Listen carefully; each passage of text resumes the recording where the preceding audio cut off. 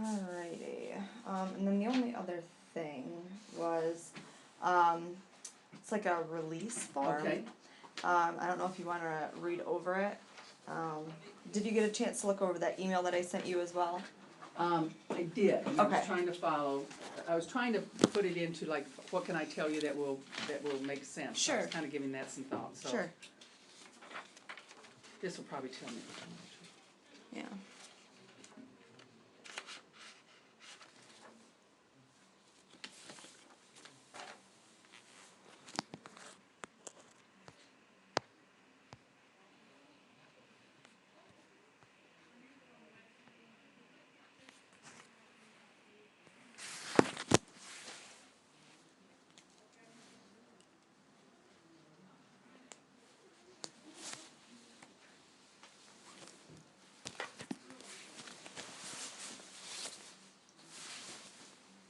I'll just let you fill in your name. Is that what you're doing?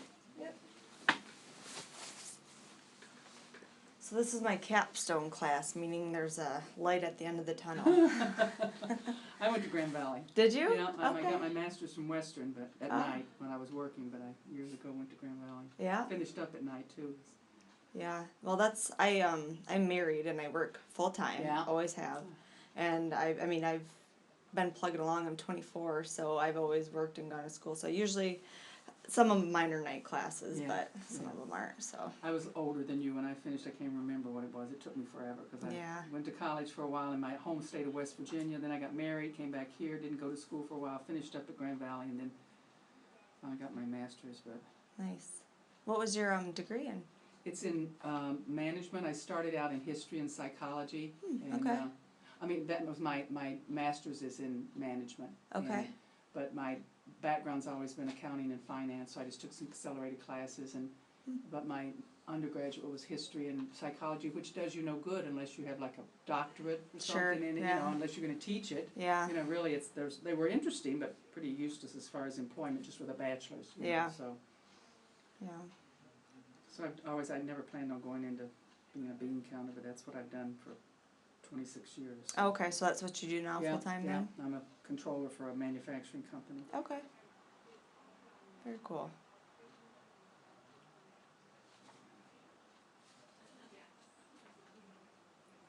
Yeah, I was considering going into management, but I just kind of decided a somewhat broad career options. And that's kind of what I did with, I got to the point, it's like, I just want to get my degree and get out. And get it over with. I just feel like I've been doing this forever, so. Yeah.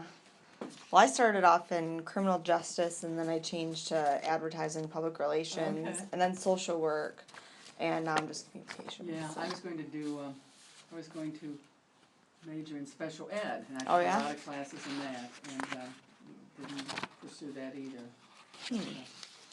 Didn't even like dogs when I was, when I used to date a veterinarian, and he had a dog, and it drove me crazy, the hair and everything. So my family couldn't believe that I ended up doing this. I mean, it's like, because I didn't hate them, I just didn't care for them. I didn't grow up with them. I grew up in the country, and in the country, dogs aren't allowed in the house, at least in our house, and weren't allowed on the porch. Really? So my dad had a couple of hunting beagles, and so we didn't really know them as pets.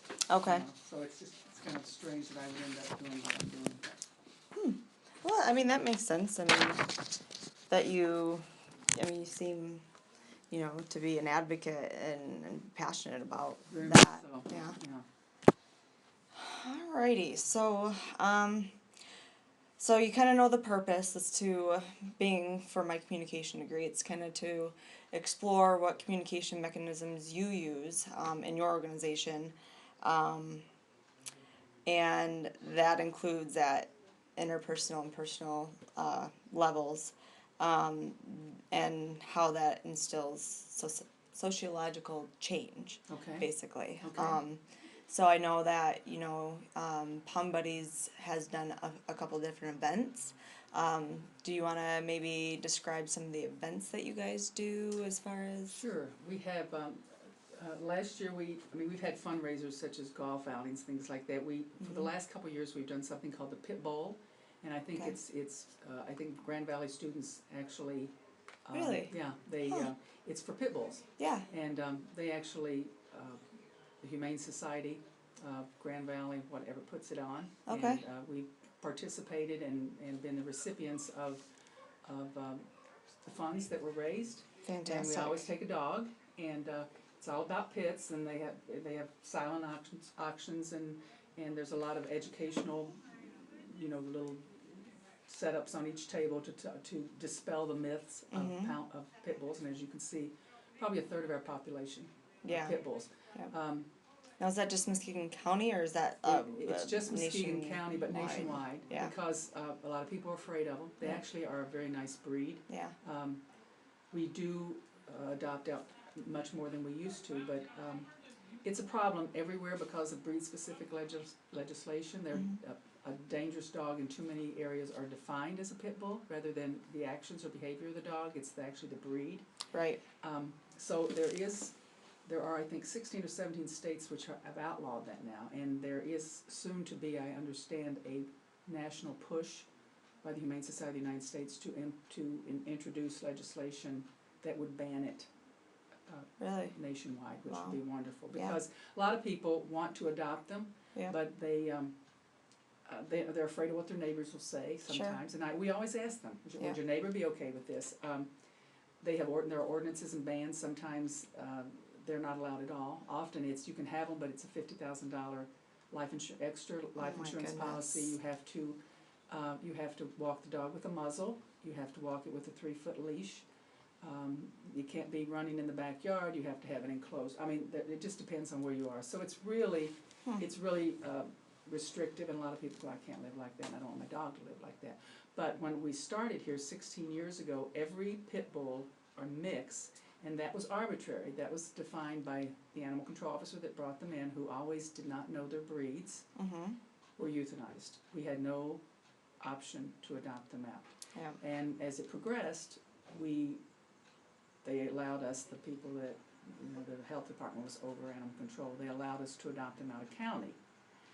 Then, when we took over, we adopt out anything as long as it passes a temperament test. So our pit bull adoptions have increased, not like our other adoptions, but there are a lot of pit bull lovers in our area. Yeah. So we've done that. We're having it's called a charitable event this next Thursday in Grand Haven at the Kirby, and it's people have painted chairs. They'll be auctioned off. There's all kinds of wonderful gifts, silent auctions, to raise money for Pound Buddies and Faithful to Felines, which is one of our sister rescues that does cats. Yep. And we had a huge yard sale here a couple weeks ago. It was rainy and miserable, but we raised $1,700 in a day and a half, and got a lot of people in the shelter to look at cats and dogs, so that was good. We have events every weekend, usually 2 or 3, usually a couple on Saturday, a couple on Sunday, sometimes more, at different venues. We pretty much accept any invitation we get to bring our dogs or to spread the word, as long as we have enough people, volunteers. So that's up from when I started 16 years ago. I hosted we call them adopt a dog events, also cats there. And I was lucky if I could do one a month. And now they do maybe 3 or 4 more a weekend. And these are people that give up their weekend to set everything up, you know, all volunteers. Drive them out, all volunteers. It's fantastic. So that's one of the ways we communicate. We have a very active and a very nice website and Facebook. You've had a chance to look at that. I did. Facebook was very impressive. Yeah, a lot of happy stories. Yeah. We have someone who monitors that, and we have all of our events posted on our website, and we currently have a grant that's available for people to get their dogs and cats spayed or neutered who otherwise cannot afford to do so. That's out there. I did see that, yeah. So we also just started Constant Contact. We have 2 of our volunteers are handling that. Oh, okay. And that's really, I'm really excited about that, because one of the things that we recently did was we were able to solicit help from a Chicago-based firm for a survey, and so we worked to put together the questionnaire, and then they produced the survey. We used SurveyMonkey. We sent it out to all our volunteers and our staff and the adopters from our last year.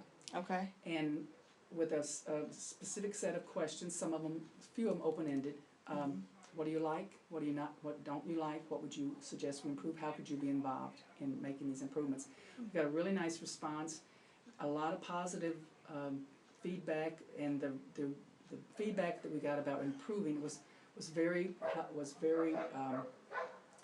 helpful, and it wasn't a surprise. They want better communication, faster adoption process. Right now, we tell people it may take up to 5 business days just to do do a vet check and stuff. Right. So we have a meeting set up November 20th, and I have a representative from the ASPCA and our Michigan rep from the Humane Society coming to speak, and we're going to share the results of the survey. Here's what you said. Sure. Here's what we're doing to try to answer some of your concerns, and we're listening. And one of them is constant contact, which is a great way to get the word out there about events and upcoming. So I'm really excited about that. That's great. Now the survey questions that you guys formulate, are they specifically targeted for the shelter, or are they? They were. Yeah. Okay. And it was, for example, doctors. What did you like about the process? What would you suggest? How could we improve? How would you rate the staff? How would you rate the cleanliness? How would you rate the shelter? Was it clean? Was it organized? I'm trying to think of some of the other questions. Were people helpful? Were they friendly? What did you think about the dogs, the condition of the dogs? And most of that was positive. We had, like I said, some people said the adoption process took too long. Depending on what time of the day they came in, they might have said, well, the shelter could be cleaner. But, of course, in the mornings, if you come in, it's you've got a lot of dogs in here, so, Of course. The volunteers and the staff, we asked them, do you like volunteering here? How long have you been here? Would you recommend this as a place for other people to volunteer? We also did the same with the adopters. Would you recommend this as a place for people to come and adopt a pet? Right. If so, yes. If not, why? And what do you like about volunteering?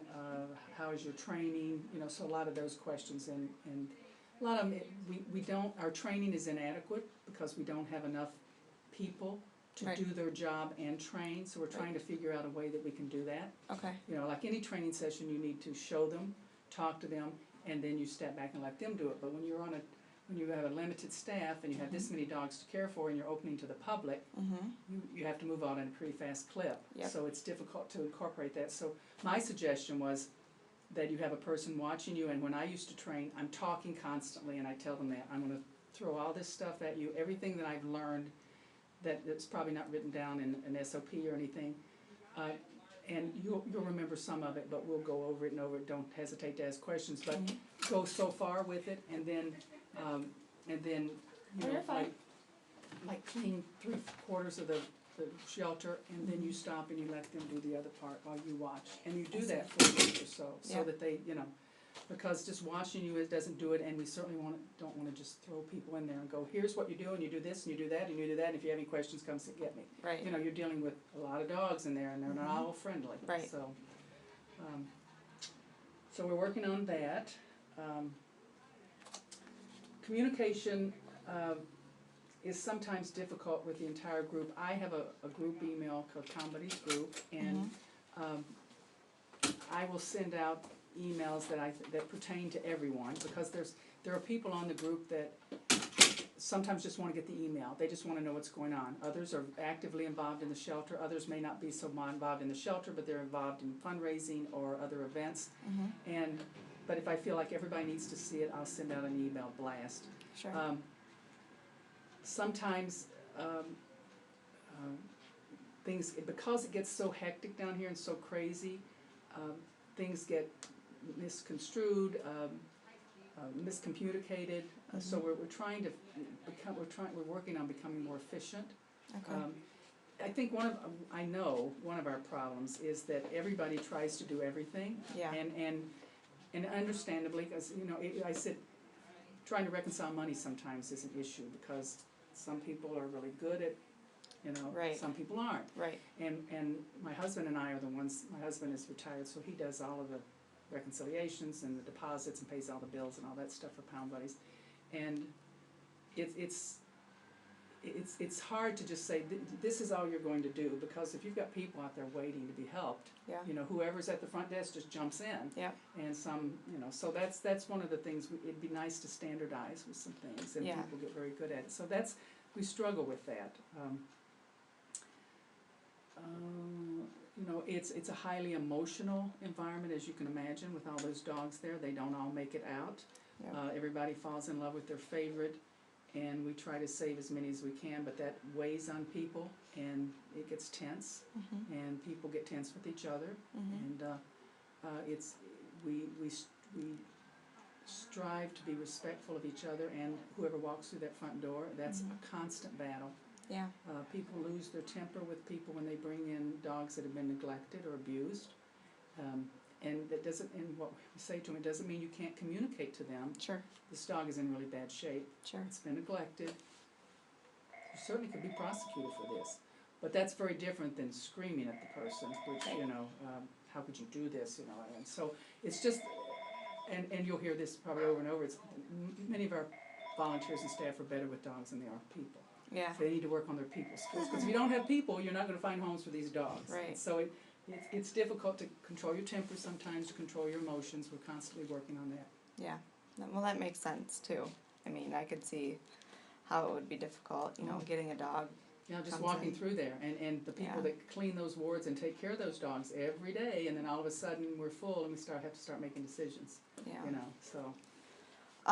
Just so I have a little bit better of an understanding too of, you know, things that I couldn't find on the website or whatever. Like, what's the like the hierarchy here? Like, who is there? A manager? Is there? How's There. that? I'm the executive director. Yep. I'm a volunteer, Okay. and my husband, who does all this, is a volunteer. Diana Davis is a paid manager. Okay. Very poorly paid, Yeah. but she's paid. The one that just walked out. Everyone else is on the same level. They all are, when we staff this, everybody was expected to do everything, because at that time we were so short-staffed, except for euthanize. We have 4 trained euthanasia technicians, but everybody else, they know how to clean kennels, they answer the phone, they take money, they do an adoption, you know, things like that. So that's kind of how it is. It's very How many are short there hierarchy. of those? There's about 7 people altogether. I think we've lost a couple recently. Okay. So we have about 7, including our shelter manager. How do you keep just in between employees? How do you keep? I mean, you said things get pretty tense. I mean, do you guys have a open communication policy, or do you guys do any type of like monthly meetings? Well, I used to do staff meetings every month. I haven't done that in a while. It's gotten pretty crazy at work. And, Sure. But Diana has an open door policy Yeah. as far as people need to talk to her, and I always push it back down to her, because she's running the shelter. A lot of people will come to me, and I'll say, have you talked to Diana about this? If you've talked to Diana and you don't feel it was resolved, then I'll be glad to talk to you about it, but we're going to keep her in the loop, because she's running the place. Right. One of the things we struggle with social media is that when people get frustrated, they start attacking each other. On Facebook, we've had that happen. Between employees? Yeah, or staff. One of the things that, and I don't think it's unusual from what I've read with a lot of organizations, is staff versus volunteers. Oh. You know, it's almost like management versus Sure. hourly employees. Sometimes it's that. So that's what we struggle with, to say we're all in this together. We're all doing the same thing. We may operate a little differently, but you know, staff during the week, volunteers on Saturday and Sunday. You get a little bit of this, you know, back and forth. Yeah. So we used to have general meetings. We haven't had, the one we have coming up in November is probably the first one we've had in a couple of years or more. Yeah. We used to have them when we had room. The cats that are out there, that used to be an open room, and we would have a general meeting. We have very little room now, so we have to find a place outside of. But we can do a better job of giving people a format where they can bring their complaints and concerns. And a lot of, I like my management style, and again, I'm not down here every day, so it's difficult for me from phone and email, so I encourage Diana to do this. I bring them into a room You know, I don't wanna hear your side and then your side, I want you two to sit here. Yeah. And sometimes it's very difficult to say face to face what you could say on Facebook to people, Right. you know. Mhm. So we'll do that, try to work through things. You don't have to like each other, you know, all you have to do is respect each other course. and do your job. So that's a constant challenge. Mhm. Well, I mean, your main focus of being here is the dogs. Right. So I could see how it's easy to push things aside, you know, like you were talking about the garage being a mess or whatever, you know? That's exactly it. It's- At the end of the day, you're tired. Right, and that's priorities. And so it's like, yeah, we know the place is disorganized, it needs to be clean, but at the end of the day, because not only are you dealing with dogs that are sick, Right. that are injured, that are aggressive, Right. that you look at and you love them to death, but you know they don't have a chance. I could go through those wards and say, you're not gonna make it, you're not gonna make it, you're not gonna make it, just because I know I've been here doing it so long. Yeah. You know, because, I mean, you get some sweet pit bull in that has its ears chopped and it's got scars all over it and sweet as pie, people aren't gonna adopt it because they're afraid of it, they think it's been fought, so,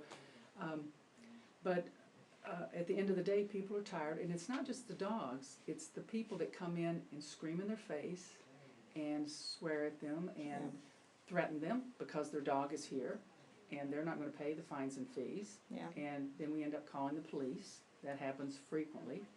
So I you're bet. dealing with a volatile, element in the community, and not everybody's like that, we have a lot of wonderful people, but you do have a lot of people that, I can imagine. yeah, it gets, and that wears on you because you are supposed to keep your cool and behave professionally. Yep. And it's very difficult. I mean, for anyone, especially some folks have not had those type of life skill experiences. And Yeah. Diana does a great job as a shelter manager of Yeah. keeping her cool and calming people down, walking them outside, you know, talking them through it, so. Okay. That brought me to another question that I wanted to. Dogs, communication. Now, I know you guys work specifically with vector control, correct? Or the We are under contract with Under the county contract with to them. take in all the strays. okay, and that's until 2015. 2015 is the end of our Okay. contract, September. We do take in what we call owner surrendered, Okay. and that means if someone says, I don't want this dog or cat, or I can't keep this dog or cat, we will take it if we have room and we choose to. If we feel the dogs or cat's in jeopardy, like if you don't take this cat, I'm gonna shoot it, we Yeah. always take them. Right. So, But otherwise, it's it's the strays. the strays. That's what we're paid for. Yep. And we're paid to keep, so we have to keep a certain number of cages open, because they could come in, there are days when they'll bring in 15, 20 dogs a day. Really. And so if you remember, you walk through there, you'd see an empty cage here, one over there, you know, Yeah. so that's not enough. Yeah. You know, because if they walk through the door, 10, 15 dogs, or if they happen to bust a dog fighting ring Yeah. and bring in a bunch of dogs, and you have to have room for them, they're not going to wait while you decide which dogs are going to be euthanized, Mhm. sanitize the cage, so Yeah. you have to keep a certain number of dogs. At the same time, we don't want to euthanize until we absolutely have to.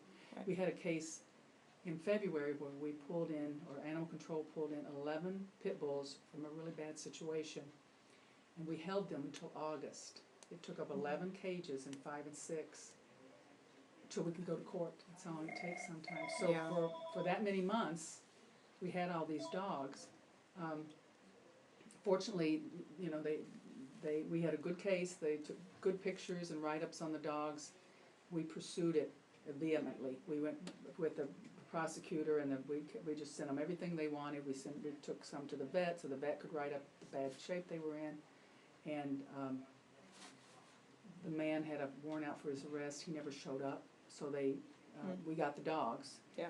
We weren't able to adopt all of them out, some of them didn't pass the temper test, but I think we did adopt out 5 or 6. Oh, good. So, you know, but that takes up a lot of room, and that limits us. Yeah. You know, all of a sudden, we've got 11 cages that are locked up for months. Yeah.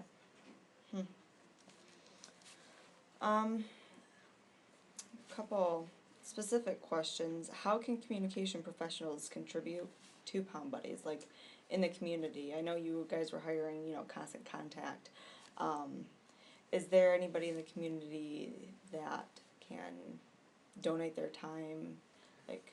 You know, I don't know, I'm sure they're out there. I often think, I would love to have, I think in the business world, we all know this, we've had it, if you have an industrial psychologist at work or anything like that, I would love to have the opportunity to do some role-playing with our volunteers and staff. I think that would be, if we, especially before we hire them, or if they're having, it's like, okay, you've been hired to work here.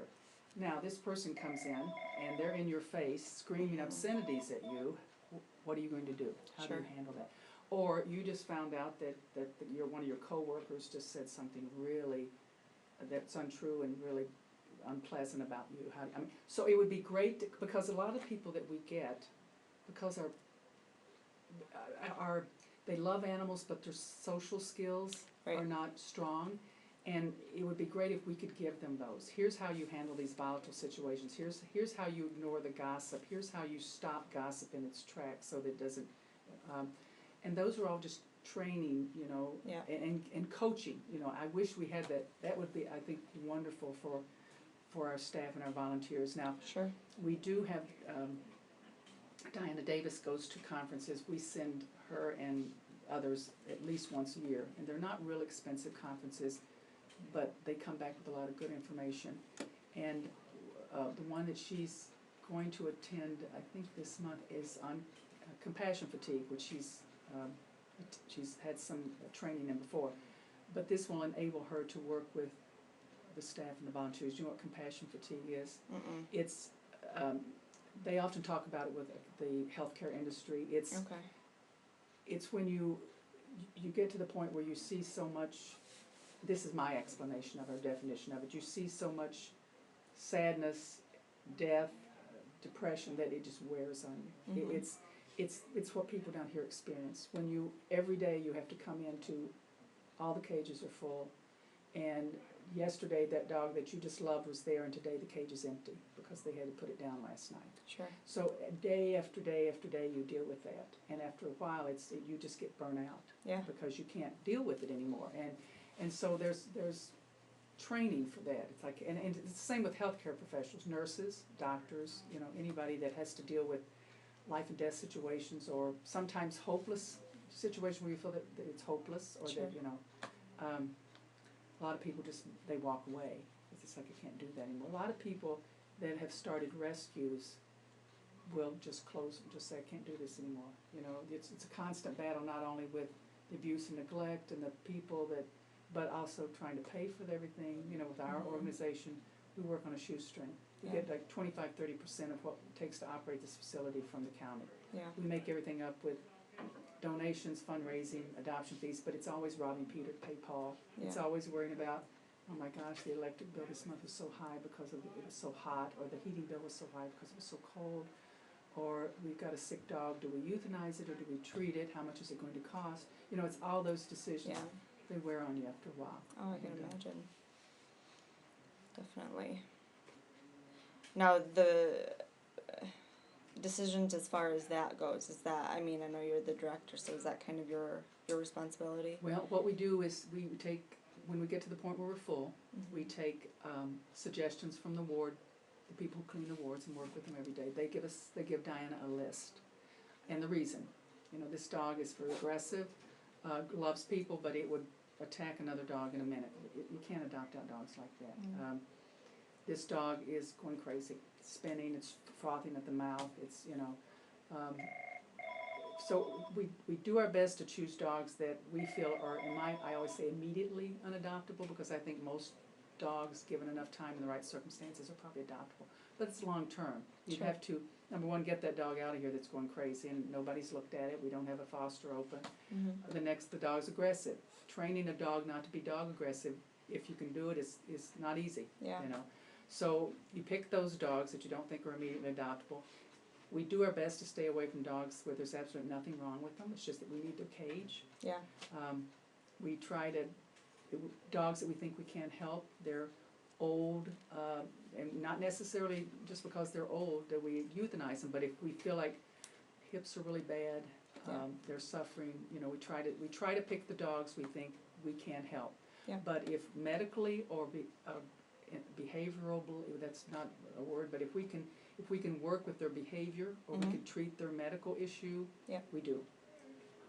And then she will get that, and then unless it's a no-brainer, like this dog is really aggressive and is going to hurt somebody, we need to, when time's up, we need the same day, Yeah. just decide to do that? Well, we have to hold them 4 to 7 business days for the owner. Oh, really? So yeah. all dogs Yeah. before they're euthanized would have to Yeah, be that long? if they have a microchip or a tag, we have to hold them 7 business days. If they don't have any ID, we don't know who the owner is, we only have to hold them 4 business days. Okay. There have been times if a dog was so aggressive that we've made the decision to euthanize it. We don't do that very often. We usually give it, but I mean, the dogs, you have to take them out on a pole. You have to put them in a shutdown so that you move them up. You know, I mean, it's a danger just to feed them sometimes and clean their cages. But you know, and quarantine dogs, we have to keep those 10 days to check them for, make sure they're healthy. But then once that list is developed, Diana looks at it, she will check it out herself, and then she'll call me if there's any iffy questions. She'll say, this one dog's been here for a long time, and I'll say, how's it doing? She said, well, it seems to be fine. It's just been here since August, and here it is October, but it seems okay? Yeah, I said, then look at another dog. Yeah. You know, because we've had dogs here for months that finally get adopted. Yeah. You know, people have given up on them, and so that's the criteria we use. It's you know, it's arbitrary in some ways.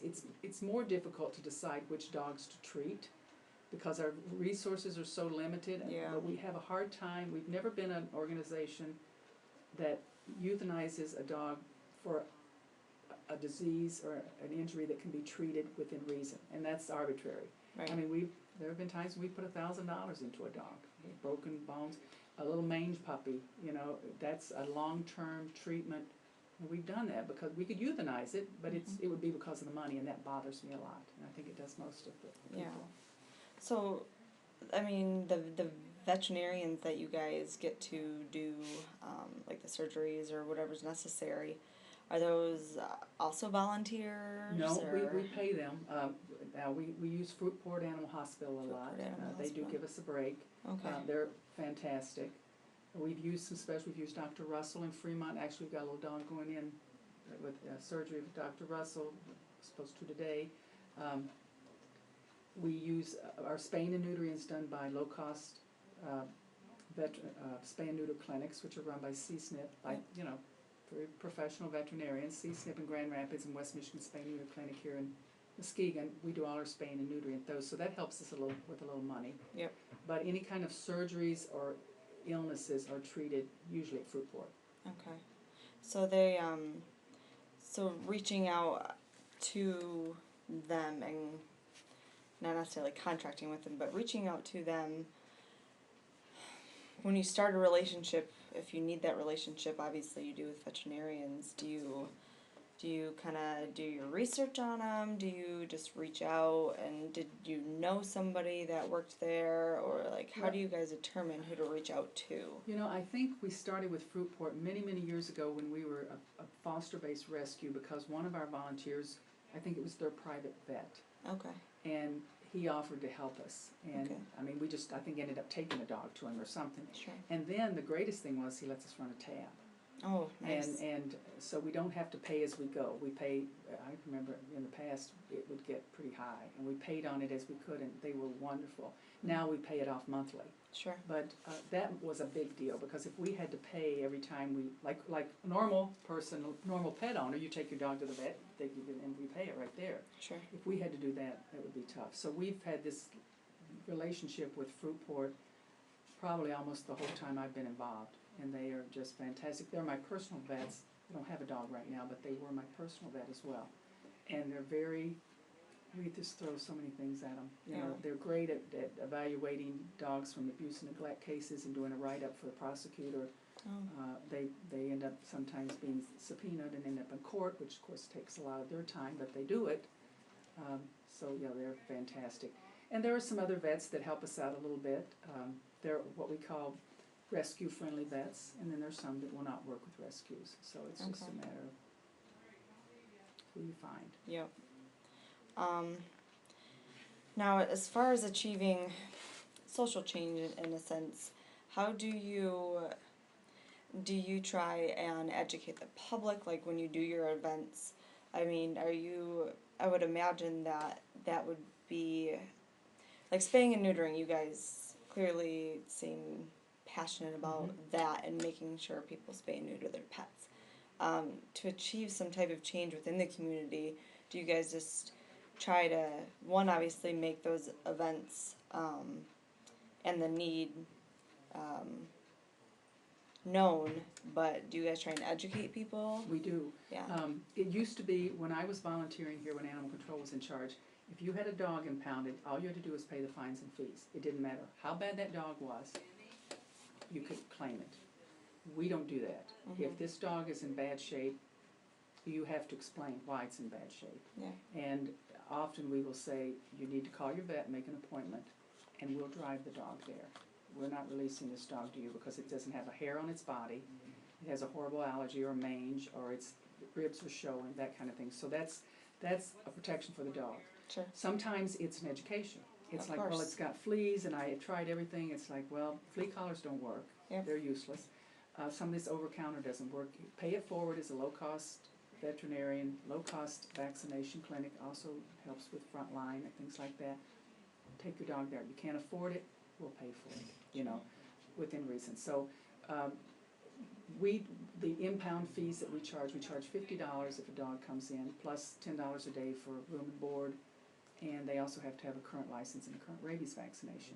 The license and the rabies we can't negotiate. We can negotiate on the other fees, they come to us. Right. So if we feel the owner is a responsible pet owner, they're just on a fixed income, they're on hard times, they just need educating, we can waive those fees if they're Right. struggling to get their dog out. We can also say, by the way, we can help you get your dog spayed or neutered. Here's the number. Sure. Or we have a buddy bus. I don't know if you've seen our buddy bus, but we got it with a grant, and it's got dog paws all over it. It says the buddy bus and putting pets and people together, and it's beautiful, and people love it because Yeah. it's real friendly looking. And one of our events coordinators is also one of our board members, and we had a board meeting the other night, and she said, it's amazing. She said, we stopped for lunch, and people came up to the van and they'd say, I've got this problem with my dog or my cat. So they just know that maybe you can help me. Huh. You know, maybe it's a house training issue, maybe it's flea allergy. So it's just any chance we get to help people keep their pet. You know, I'll call people, I'm the one that calls for the spay and neuter. I'm in charge of keeping track of the spay and neuter expenditures. And so every night when I go home, I have a lot of calls or emails saying, I'd like to get my dog fixed, and I understand you have some grant money. So I'll call them, take their information, give them the number to call, and often they'll start talking about other issues. You know, I love this dog, but I'm having trouble training it, or, you know, it's showing this aggression toward my other, and so I can give them what advice I know. I'm not a trainer, but Sure. I've been around long enough that I know a few things. Right. So anything we can do to help keep this dog or cat in the home, Yeah. by giving them some advice, maybe helping them out a little bit financially, you know, it needs a rabies vaccination and a license, well, I can't afford that, okay, you go get it, put it on our bill, if that'll help you keep your pet. So, anytime we have an event, we always have, any kind of information that we can share with people to educate them about spaying and neutering, and breed-specific legislation. Pit bulls, you know, they're a wonderful breed, they're often maligned. It's just, so, yeah, that's part of what we do all the time. Okay. Yeah, it seems like the spaying and neutering and the the pit bull issue seems like it's huge. It's what fills our cages, and people will talk to them about. We do not adopt a dog from a family that has an unaltered pet, and okay. and people sometimes don't understand that. It's like, let me ask you a question. Why is your pet not spayed or neutered? Well, I just never got around to it. I said, have you talked to your vet about the health issues? You know, of not getting your animal fixed. Testicular cancer in a male, mammary cancer, or pyometra in a female. Pyometra? It's an infection of the uterus. Okay. And it can kill them very quickly once they get it, and the only saving is to immediately spay them. Oh. And it's an emergency surgery, so it's not like the regular spay. It's an emergency rush to the hospital surgery. A lot of people don't know that, and if they say they want to breed, they say, that's why we exist, because you're breeding. I mean, where do you think, well, I'll find good homes for the dogs? I said, everybody says that. And then the person you sell to or you give the puppy away to, they want some puppies, cause, yeah, and then they do the same thing, and they do the same thing, and it goes on and on and on. Yeah. So, but what we're really happy about is we track the statistics, and since 2010, I don't have them with me, what we call our live release rate, and that means the dog goes out the front door rather than the back. It goes home to the owner, it goes to a foster, another rescue shelter, or it's adopted. Our live release rate versus our euthanasia rate has gone from about 50-some% in 2010, 2011, because 2010 we took over in the latter part of 2010. From 2011, about 52% to like 74%, versus our euthanasia rate is just the flip. Oh. So we're doing something right. Yep. You know, we're saving more dogs in many different ways, and that's what, you know, the no-kill philosophy will say. The things you need to do to create a no-kill community, it can't just come from Pound Buddies, it has to come from the community. We have to have people be responsible for their animals, not just spaying and neutering, but keeping them safe, keeping them home.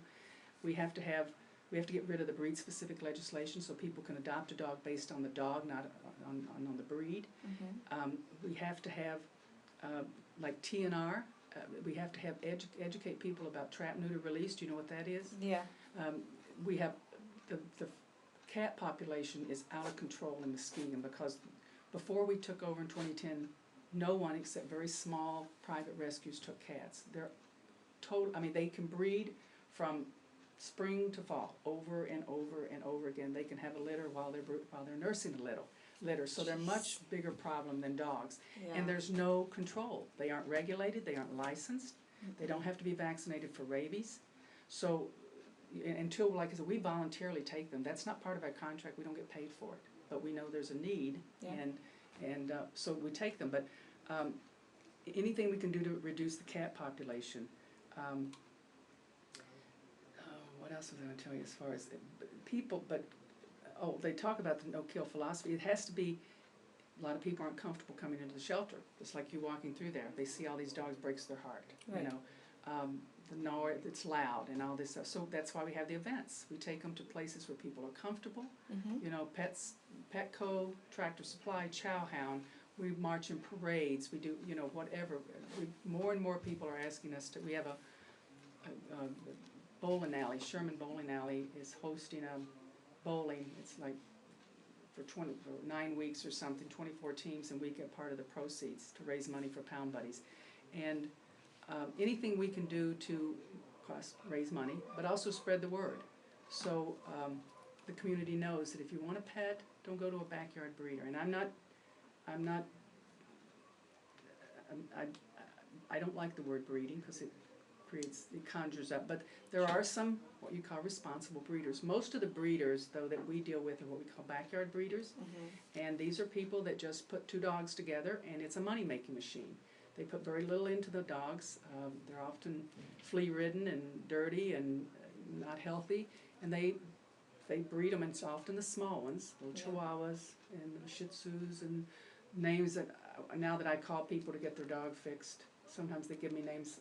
Somebody said a Morkie, and I said, don't know that breed, and I think it was a Yorkie and a something.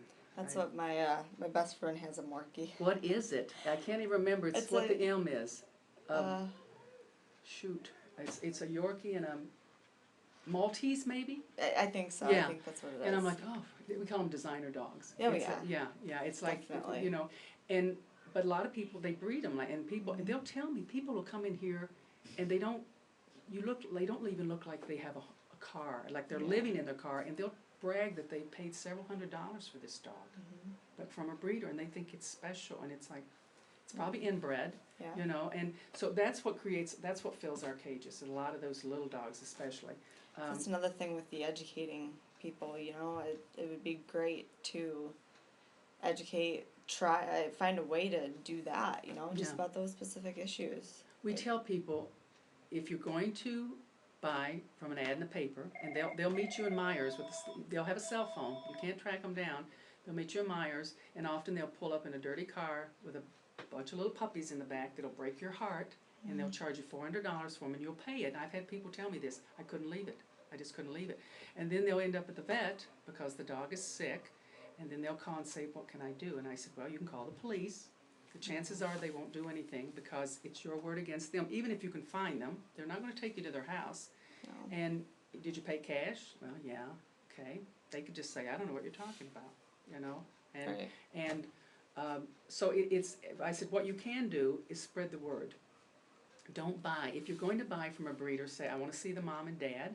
I want to see where they were raised. I want to see vet records, that you've had them to the vet. You know, I've done that, you know, just to pretend that I wanted to adopt a dog. And I walked up to her and said, oh, what cute. Can I see mom and dad? Well, it's upstairs, and I don't want to bother her. And the dogs look terrible. They were little Min Pins, and they had, looks like, I think they had mange, like the start of mange or something, but she wouldn't let me see mom and dad. She was just selling them out, you know, whoever came up. And as I was there, people came up, paid her the money, took the dog, no questions asked, you know. So in that case, and there is no regulation.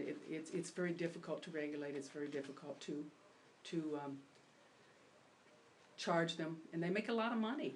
And they don't pay taxes on it. So, I mean, not that our dogs don't have issues, and that everything we adopt out stays adopted, but if it comes back and there's a problem, we refund the money and take the dog back. That's part of our contract. Yeah.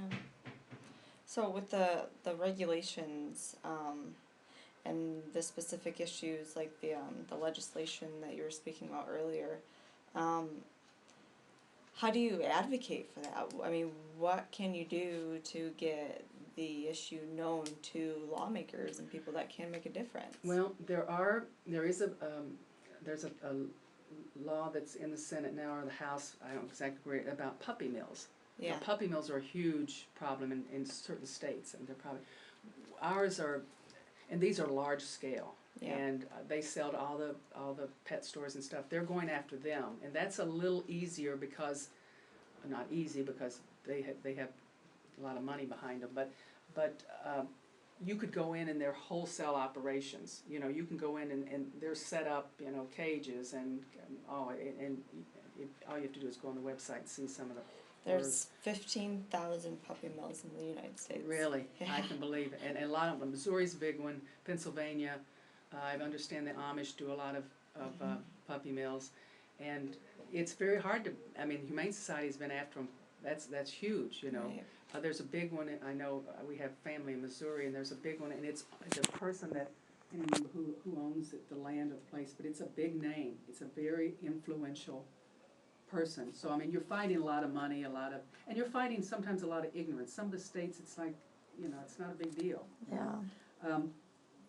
And the backyard breeders are the ones that are hard to track down because, you know, they don't have a kennel license. Yeah. They're back in the woods somewhere, you know. So all you can say is try to, you know, ask questions. Ask, you know, don't just assume that because they're telling you that it's AKC registered but doesn't have any papers. Or even if it does have papers, you can get papers and forge them, that you're getting something special, you know. Right. So we're seeing more and more people, and the fact that you see more advertisements on TV, and you see like in, excuse me, I remember a few years ago I was watching the parade, I don't know if it was Macy's or whatever, and there was a rescue dog, there was like a beagle or something. So rescue's becoming kind of the in thing, you know, rescuing an animal rather than, so we're seeing more and more of that become more popular, and that's good. Yeah. That's good for us. So people feel good about giving a home to a homeless dog. I think a lot of people always felt that, you know, it's just you know, it's a mutt, or it's, you know, has something wrong with it. Yeah. Well, you can see all the dogs in there.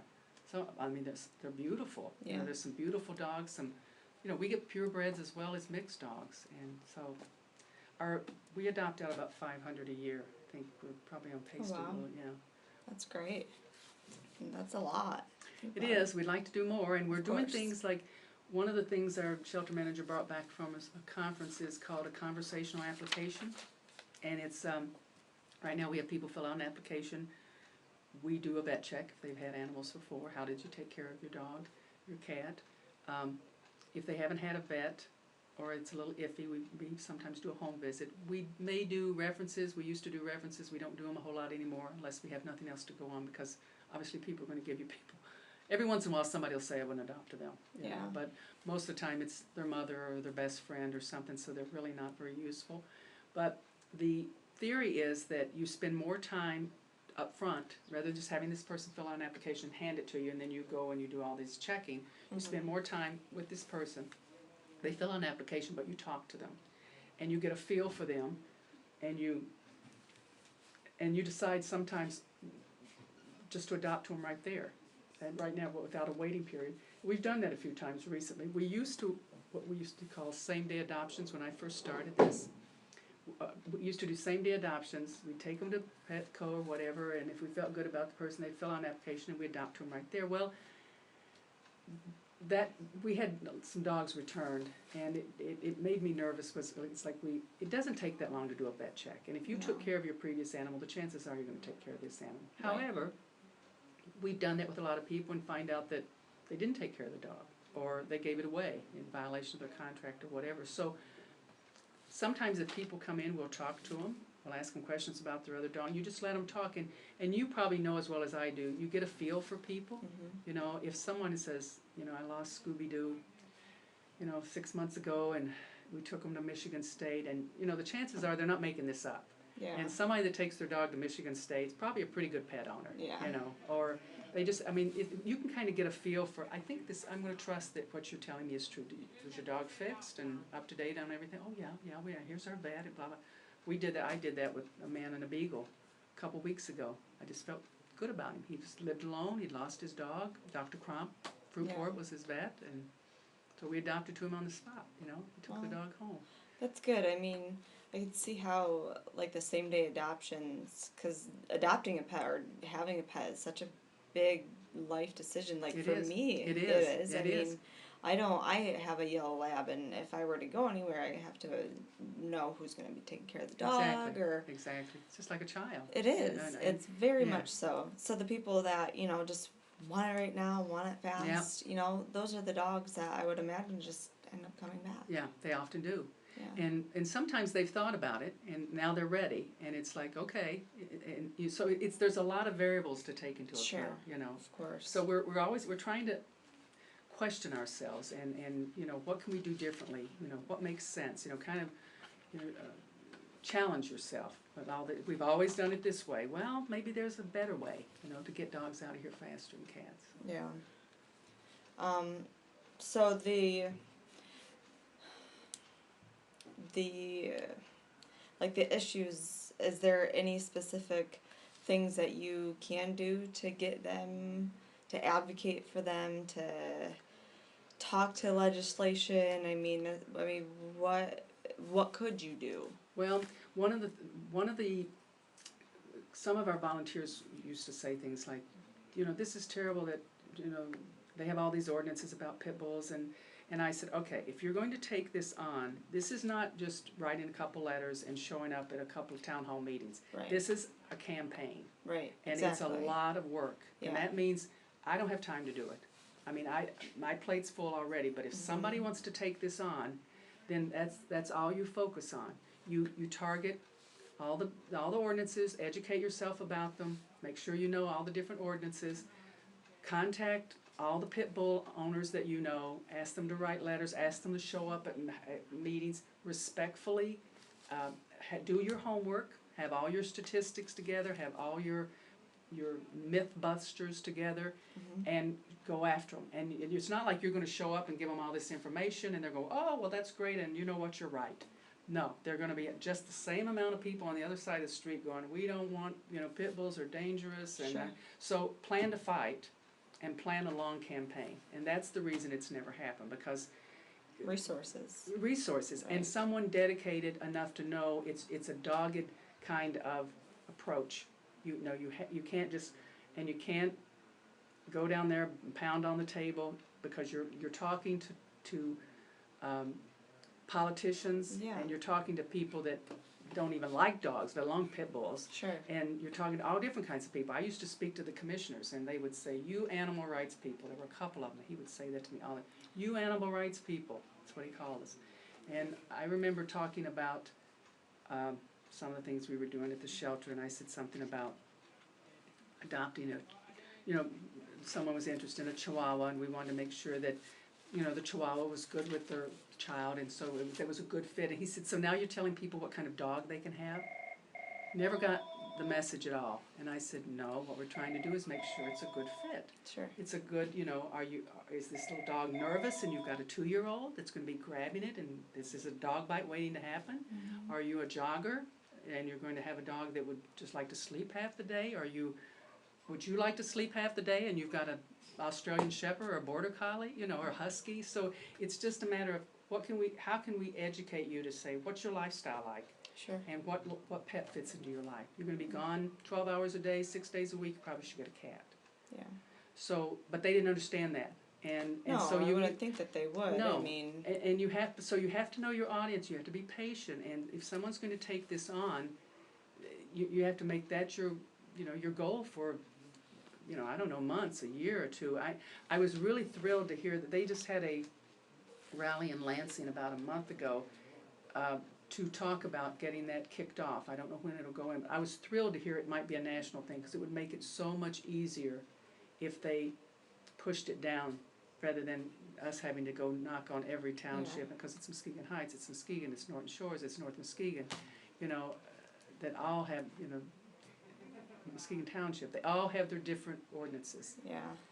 And it's tough. It's a battle. Yeah. But what we do is we tell people, do you know the ordinances? Because we can tell you what they are. Yeah. You're adopting a pit bull or a pit bull mix, and your area says this. Now, are you okay with that? And a lot of people go, yeah, I'm fine. I'll just get the extra insurance, and if I have to walk with them. And a lot of people live in the country, or it's like it doesn't become an issue because the dog's a nice dog and nobody complains, and so they live like that. But we want them to know going into it, Makes sense. I think we've covered a lot. Well, I hope I've given you some useful information. I tend to talk a lot about something I'm passionate about. Of course, as I would expect. I really didn't have to ask a lot of the questions. I mean, you really covered a lot. Well, if something comes up that you didn't cover, or you need a little more clarification on, just shoot me an email. I'll be glad to definitely rattle off some more stuff. Yeah, well, and yes, this is for school, but I chose this, so I mean, I'm interested in what you're saying. It's interesting to me, and finding a way to create, like you said, a campaign, and I would just be interested in the routes of doing that, and maybe that's something someday that I could become passionate about as well. That would be great. We, that's one of our weaknesses. We don't have a lot of, we don't have a media person. We don't have a communications person that can, but, animals are they trigger a lot in people. I mean, if you remember some of the news stories, I mean, people sometimes get more outraged, and I'm glad to see it, about animal abuse than they do people. I mean, think about I remember how many years ago that man took that woman's, I think it was road rage, and he took her poodle or something, threw it out in traffic. I don't know if you remember that. No. I think it was in California. Oh my gosh, I forget how many thousands and thousands of dollars they raised to prosecute this man. I mean, people it went viral. I mean, so you're dealing with a real passionate group that either, and like pit bulls, the same way, people either love them or they're, terrified of them. They're terrified of them, and they shall be destroyed, and they're, and the same with animals. It just creates and economically, I mean, you think about, people dress their animals up, and the dog food, and the grooming, and the veterinarians. I mean, it's big business for a community. Oh yeah. I mean, even locally, you see, I've personally noticed in the past 10 years all the different specialty dog shops opening up. Oh yeah. Like in Grand Haven and dogs. Yeah. Exactly. And it's the way you kind of described it. It's a trend, getting the little purse dogs or whatever, and the dog treats and the special little bakery cookies. And the little dog cookies. And I mean, how can you shift that to make it become a trend of, feeding someone's ego and adopting a dog? Exactly. And a lot of people do. I mean, we have, a lot of And I mean, I take care of all the, the thank you notes and the money and stuff, and the money comes to us, and so I see these names, and I see some prominent people in the community, and they came here and adopted a dog. They could have gone anywhere, and I'd paid thousands of dollars, doctors, and so it's great to see that. That's fantastic. And That often really it's a is. pit bull, so that's even better, That's really fantastic. And what's really nice too is when I get calls from people wanting to get their dog fixed, and it's a pit bull. Because there's so many people that want to breed them, because they can sell them, Yeah. and I just love it. I just tell people, even if we run out of grant money, I'll always fix a pit bull. We get a lot of calls for that. Definitely.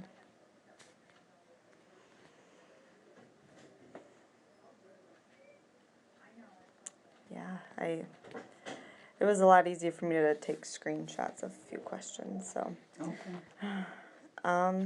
Yeah, I think that we're good, but I definitely wouldn't mind, personally getting involved. I mean, I'd love it, yeah. Especially with your background, Yeah. because we often need people to, write articles for us, or so at some point when you've got some extra time, right now it sounds like you got a really full plate, but we'll be here, Okay. So if you decide you want to volunteer in some way, we'd love to have. Well, I'll always be in Muskegon. I mean, my husband's from here, and Families here? not my family, but his is. Okay. His whole family is actually here, and I, like you said, with work and school right now, it's definitely a struggle to keep the house clean Exactly. It's about all and you floors can handle, vacuumed, but that's your life too. That's Yeah. everybody's life Yeah. that volunteers here. Exactly. So I'd like to figure out some way that I could help Great. eventually. Yeah. Well, we'd love to have you back. And this paper and this interview is definitely good. I Good. enjoyed even just doing the research and Good. learning a lot more. Wonderful. Well, I'm glad you picked us. Yeah, and I appreciate all the time that you spent Well, with I'm us, sorry it too. took me so long to get. Oh, no. I found my note the other day stuck on the back of something. Call Grand Valley students. Nope, it's perfect. I mean, I'm like 4 weeks ahead of the Okay, ball. It's good. not, everything's not even due until, well, November 6th, but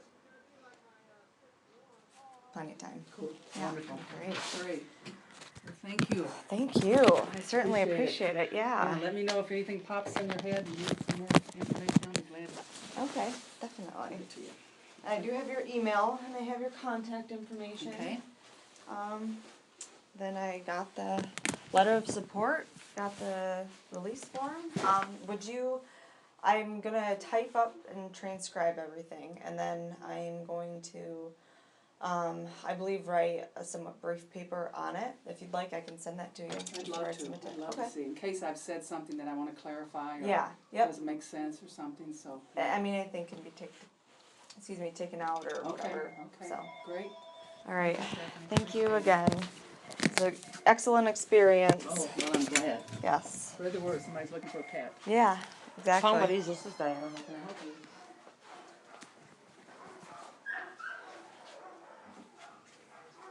Have a good day. You too. Thank you. Bye. Bye.